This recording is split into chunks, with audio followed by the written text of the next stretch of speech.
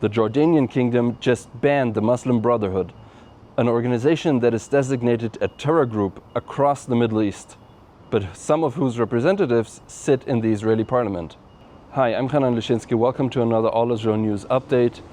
And today I'm going to focus on this organization that often flies under the radar, but which has dozens of affiliated groups and organizations, and through these is a powerful force for anti-Israeli propaganda, anti-Zionism, anti-Semitism, anti-Westernism, anti-US propaganda, and much more. This is the Muslim Brotherhood, and I'll explain why they were banned in Jordan, what their importance is for this region, and why some of these Muslim brothers are currently sitting in Israel's parliament. So Jordan's Interior Minister announced this week in a surprise statement that the Muslim Brotherhood, including all of its organizations and all of its activities in the Jordanian kingdom, will be banned.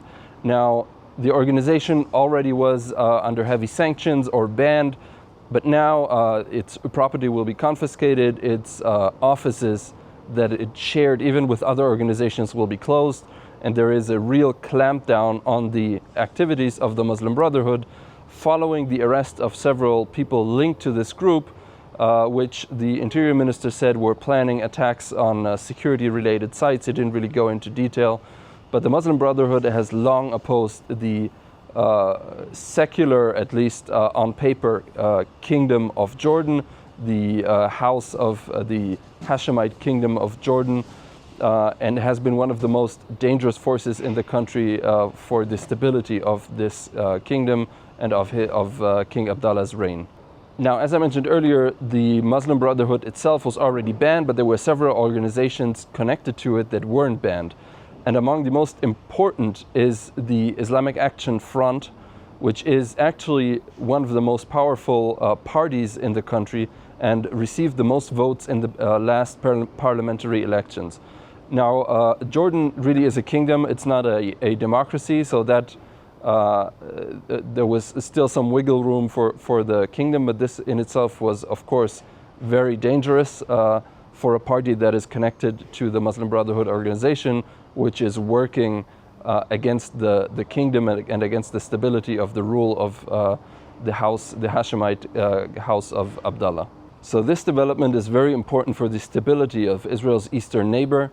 There are close security connections between the Israeli security establishment and the Jordanian armed forces and its intelligence services, despite on the surface the Jordanian kingdom being very vocally opposed to Israel's actions in the Gaza Strip and very vocal in its support for the Palestinians. And I just have to note here, if you don't know, that around 70% of the Jordanian population are estimated to be Palestinian.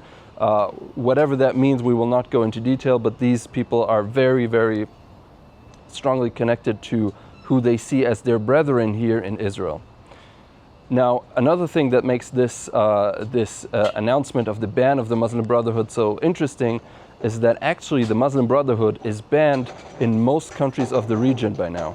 And the reason for this is that while the Muslim Brotherhood itself doesn't define itself as a pure terror organization, most of the terror groups in the Middle East are in some way ideologically connected and based on the Muslim Brotherhood.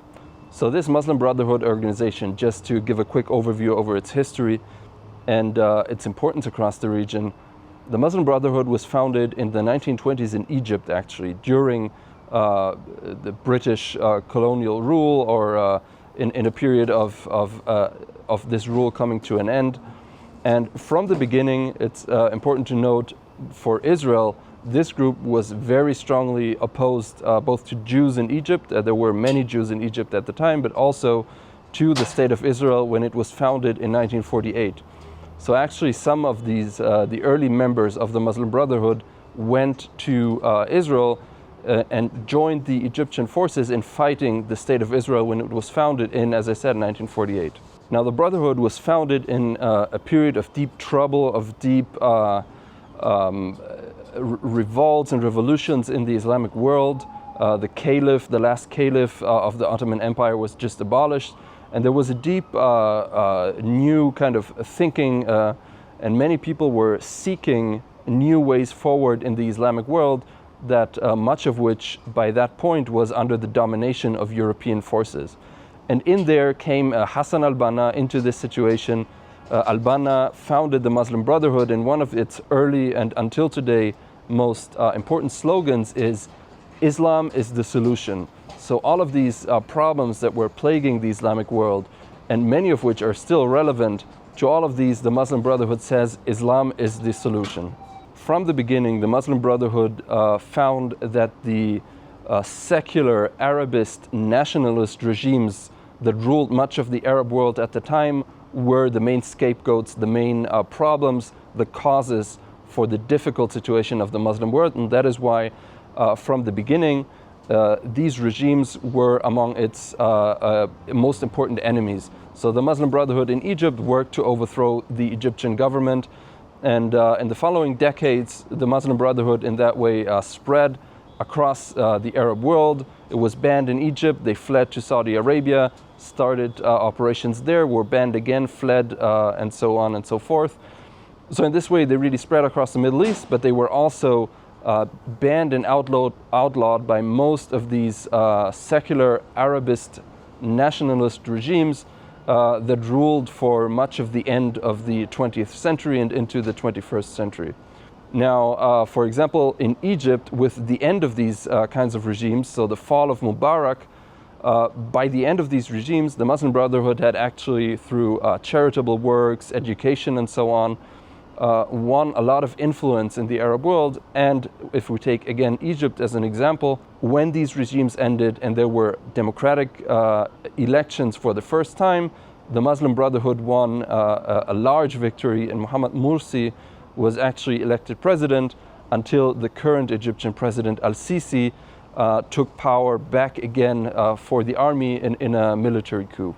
So just to repeat, the Muslim Brotherhood is in itself very rarely a terror organization, but most of the terror organizations that we see across the world, most of the very famous organizations like Al-Qaeda, for example, have direct ideological ties, and many of them were founded by people who went out of the Muslim Brotherhood and found it either not radical enough or opposed its main strategy. And as I mentioned earlier, the most important work of the Muslim Brotherhood and many of its affiliated organizations is Islamist education, is charitable works, giving people food and so on. And in this way, they really have a broad and very deep influence in many of the Arab societies here in the region. But as I said, by now it has been banned and even designated as a terror group by many of the governments, regimes, kingdoms in the Middle East, with one important exception, and that is Qatar.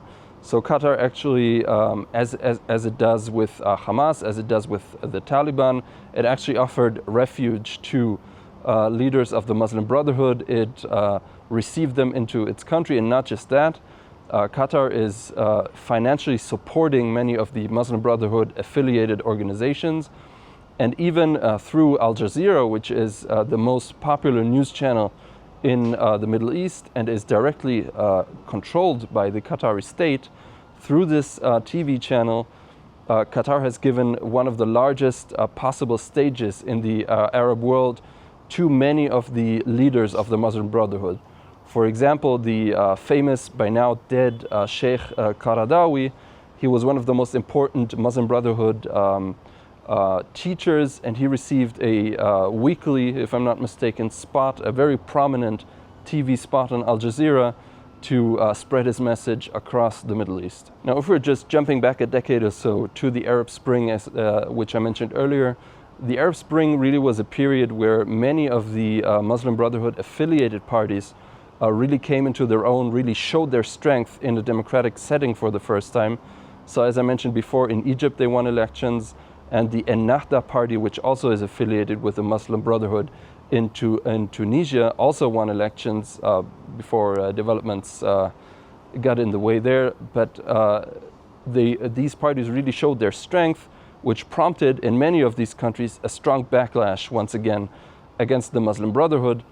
And one of the consequences, of course, of the Arab Spring was that many people from the Middle East fled in the ensuing years, fled to Europe and to the US. And what we see there, of course, today is also very strong activity from the Muslim Brotherhood and affiliated organizations. In Europe, where especially in countries where you have large Arab and Muslim populations, these groups are really gaining strength, and the same is true for the US as well. So as I try to explain, this Muslim Brotherhood and especially its ideology are really strong players here in the Middle East. But if we're looking more specifically toward Israel, the main enemy that Israel has at the moment, which is Hamas, is of course nothing else at base but the Muslim Brotherhood branch or branches in Gaza and in the West Bank, in Judea and Samaria. So Hamas really grew out of, most importantly, the branch in Gaza over a couple of decades, the 60s and the 70s. There was groundwork being done through these charitable organizations. And then the founders of Hamas really decided to take on the military struggle, as they call it, terrorism, the fight against Israel, and then they founded Hamas. But still, the Hamas ideology is almost identical to what the Muslim Brotherhood spreads throughout the region, in addition to terrorism, which they often condone but don't really carry out themselves. And but still, there are very clear links. And for example, this Sheikh Qaradawi, which I mentioned earlier, who was based in Qatar until he died, he visited Hamas in a very much publicized visit and praised them for their works a couple of years back. So Hamas is really the most important outgrowth, you could say, of this toxic Muslim Brotherhood ideology. And just in conclusion, if we're summing up what I said at the beginning, why do Muslim Brotherhood representatives sit in the Israeli Knesset? Well, as I mentioned, there were branches in Gaza and the West Bank, but of course, in Israel, there were also Muslim Brotherhood branches. As you may know, 20% of this country are Arab Muslims. And so there is the Islamic movement, as it's called, in Israel, which is the Muslim Brotherhood affiliated group here. And they split into two. There is a northern part, which was actually banned and outlawed for terror activity and terror support and so on, also linked to Hamas. But the southern part of this group, of this Islamic movement, went on to found the Ram party. So the party that is being led by Mansour Abbas. He is the leader and a Knesset member. And this branch split off and really decided to go on a more moderate route, you could say. They decided to take part in parliamentary elections. And in this way, tacitly kind of recognized the state of Israel. They were part of the last government under Lapid and Bennett. And in this way, people who are affiliated with the Muslim Brotherhood ideology, although in a bit more moderated form, are sitting in the Israeli Knesset, not even 10 kilometers from where we stand here on the outskirts of Jerusalem. So I hope this kind of illuminated some of these issues. I hope you learned something new about the Muslim Brotherhood, about this ideology and so forth. If you still have questions, let us know here in the comments. Leave a like if you like this video. And follow us on allisrael.com and the other social media channels for more of these kind of deep dives and explanations. And of course, the latest updates of what's going on here in Israel.